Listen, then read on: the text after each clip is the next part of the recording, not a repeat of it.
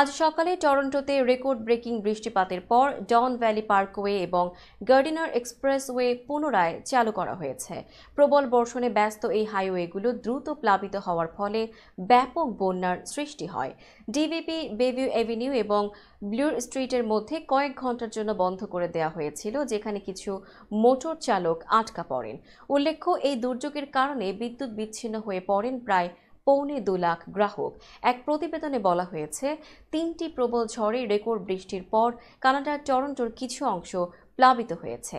এছাড়া লাখো গ্রাহক বিদ্যুৎ বিচ্ছিন্ন হয়ে পড়েন এবং শহরের মধ্য দিয়ে যাওয়া প্রধান মোটরওয়েতে আটকা পড়েন অনেক চালক।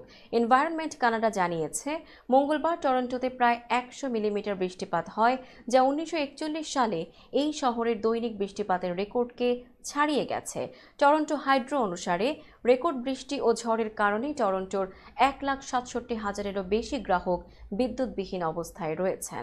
অন্টারিও লেকের টরন্টো দ্বীপপুঞ্জের বিলি বিশপ বিমানবন্দর থেকে বেশ কয়েকটি ফ্লাইট বাতিল করা হয়। ডন নদীর সংলগ্ন ডন ভ্যালি পার্কওয়ে নামে প্রধান মোটরওয়ে বন্যার কারণে উভয় দিকেই অবরুদ্ধ অবস্থায় ছিল। অন্টারিও হাইওয়ে 410ও বন্ধ ছিল।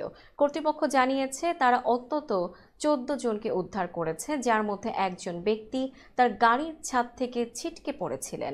শহরের কেন্দ্রস্থলের বিশাল এলাকা কাজের সময় বিদ্যুৎহীন হয়ে পড়ার পর টরন্টোর ফায়ার সার্ভিস লিফটে আটকে থাকা লোকদের কাছ থেকে অসংখ্য কল পায়। আবহাওয়াবিদরা বলেছেন, মঙ্গলবারের রেকর্ড বৃষ্টিপাত টানা 3টি ঝড়ের কারণে হয়েছে।